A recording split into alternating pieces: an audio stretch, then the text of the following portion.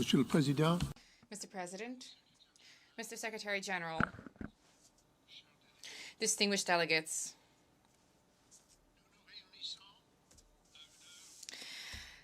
the hour is grave. The Russian Federation, a permanent member of the Security Council, has unleashed an illegal and unjustifiable war of aggression against the sovereignty, the territorial integrity, and the political independence of another member state of the United Nations, Ukraine.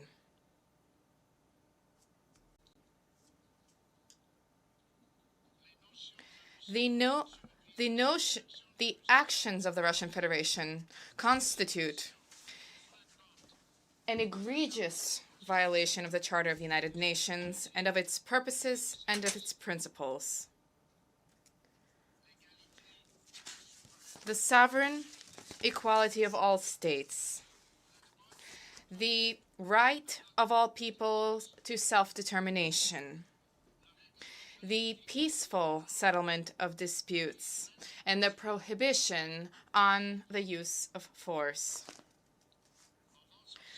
By unleashing this war, the Russian Federation seeks to destroy the freedom of a people and of a nation, a sovereign, independent, and integral nation. This is a war that is fueled by the desire of President Putin to restore imperialism and colonialism.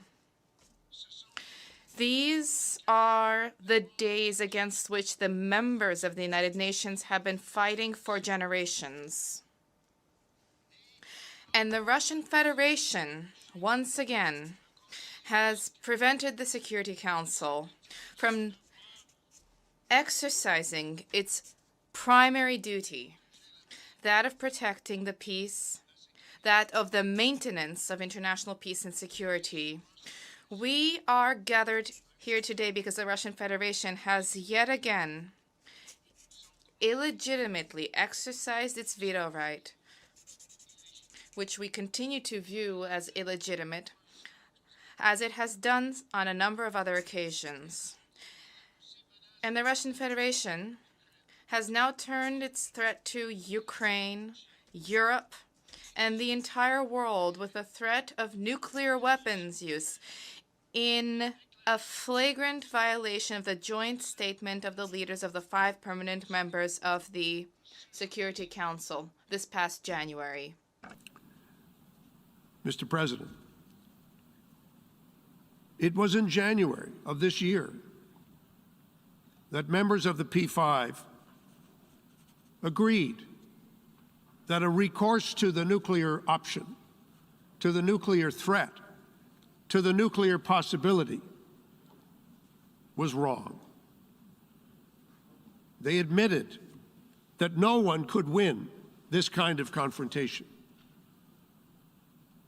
Just a few days later, President Putin announced that he was going to resort to this threat, directly contrary to what he had promised, signed, sealed, and delivered 6 weeks before. And so here we are, with a war that is a threat to each and every one of us. Through this resolution before us today, we as members of the United Nations have the chance to stand up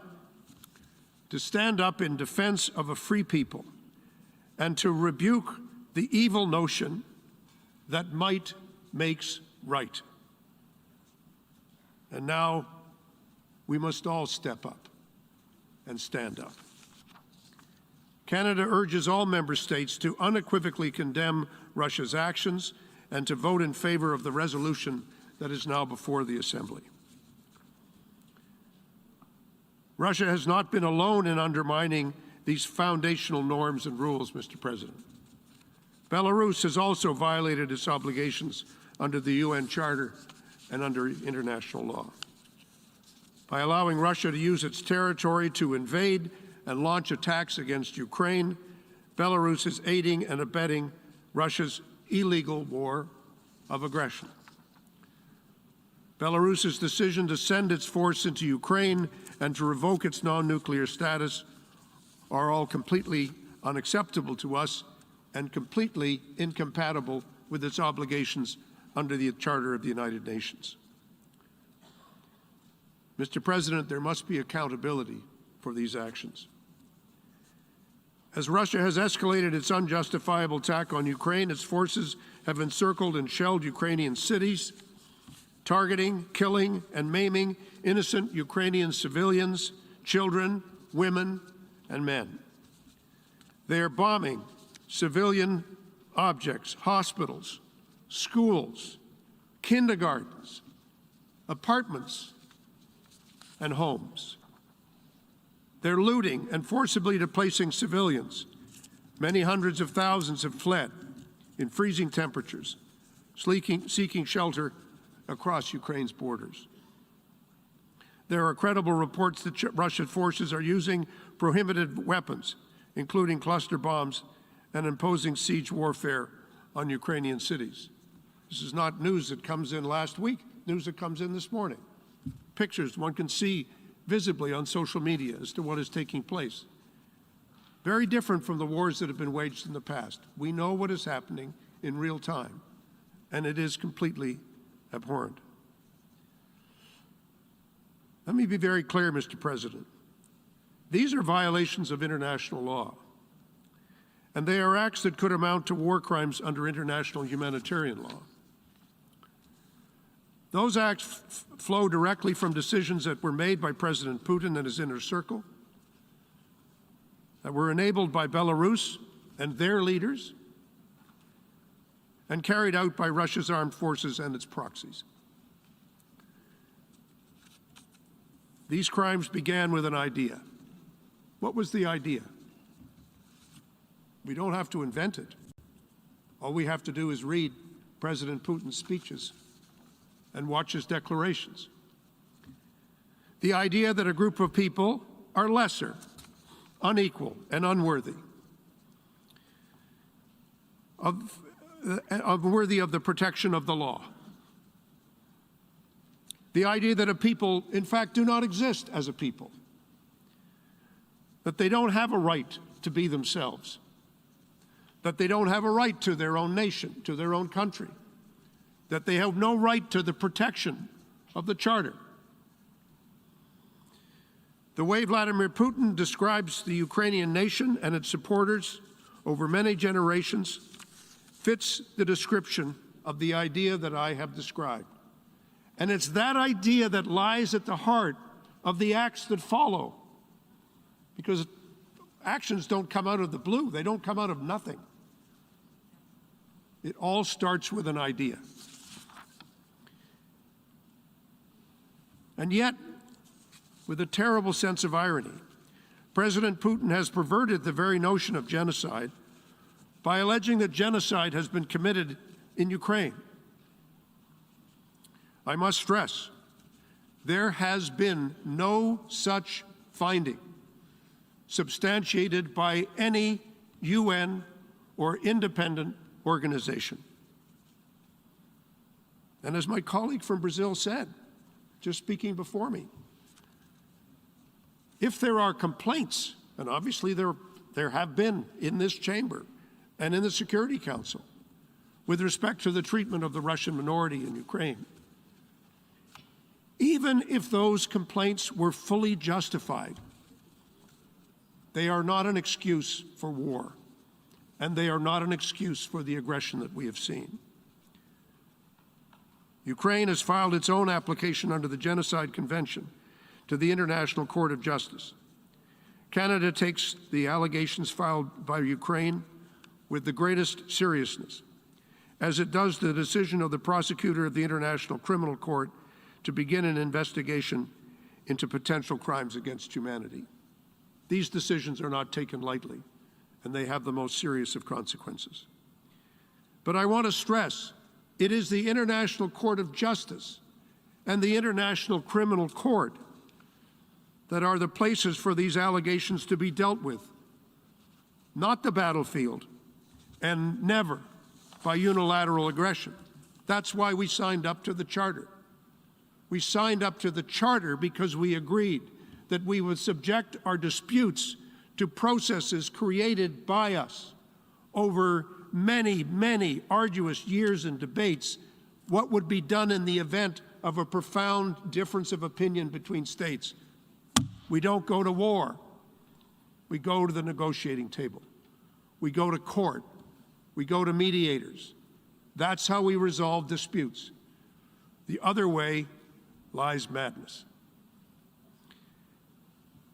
Canada and the international community will spare no effort to ensure that violations of international law in Ukraine are in fact investigated, that evidence is gathered, and that the perpetrators are held to account. We do so not only out of our conviction that the use of history, that the arc of history tends towards justice. We do so because what Ukrainians are being subjected to is horrific, and they deserve better, and they deserve more. Mr. President, if I may, I'd like to speak directly to the brave people and the government of Ukraine. We are, quite simply, inspired by you. We are standing with you, and you are not alone. Our support for Ukraine, your country, for your Ukrainian democracy, and for your right to choose your own future in Ukraine remains unwavering, steadfast, and resolute. Canada will do everything in its power to help you as you hold strong and defend your homeland against this terrible Russian aggression. Together with our partners, we will ensure that President Putin and those who ordered, implemented, and enabled this reckless war will continue to face significant costs and to be held accountable for their actions. Your struggle is now our struggle, and we are with you. Mr. President, if I could speak directly to the people of Russia. To the Russian protesters who are bravely demonstrating against the war, who have been met with brutal force and arbitrary arrests by riot police. To the thousands of Russian citizens who have written letters, had the courage to put their name on a letter to the President of Russia, condemning this reckless decision. To all those Russians at home and abroad who are opposed to this senseless war, and you are in the millions. Canada and the world, we see you and we hear you. Your President, Vladimir Putin, has sorely miscalculated. He has ignored the democratic and law-abiding spirit of the Russian people. He has underestimated the brave Ukrainians defending their country from aggression, with whom you have no cause for war, no cause for hatred, no cause for violence. And he has severely misjudged the resolve of the world to stand against him. Whatever lies are spoken here today, trying to justify the unjustifiable or to explain the inexplicable, it is President Putin's war of choice that is making your lives much more difficult. But there is always time for de-escalation. There is always time for dialogue. And your president must choose this path.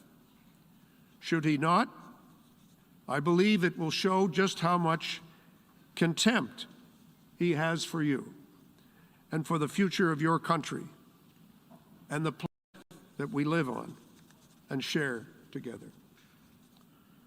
Mr. President, we should all say together, directly to President Putin, stop this war. Stop this war. Stop it before there is more death, more pain and more hardship. Stop the use of threats. Take your finger away from the nuclear button and never put it back for as long as you live. Come to grips with the reality of our time, as in more serious and rational moments you have done. Mr. President, it is never too late to stop. It's never too late to make a turn to diplomacy, to dialogue, and to negotiation. The alternative cannot happen. So now it falls to all of us, as equal members of the United Nations, whose equality and sovereignty, as I've said before, is what we signed up to when we became members of this organization. We need to stand up to the principles, for the principles of the Charter, for the purposes of the Charter, and to heal the hurt and pain that has been caused by this terrible war of aggression. This responsibility belongs to us and to no others. We sit here, we have to make decisions. We have to take every step we can, the human footsteps to peace, to reconciliation, and to justice. That is now our job in the General Assembly, and we must seize this moment of accountability, this moment of justice, this moment of democracy. We must seize it together. Thank you very much, Mr. President. I thank the distinguished representative.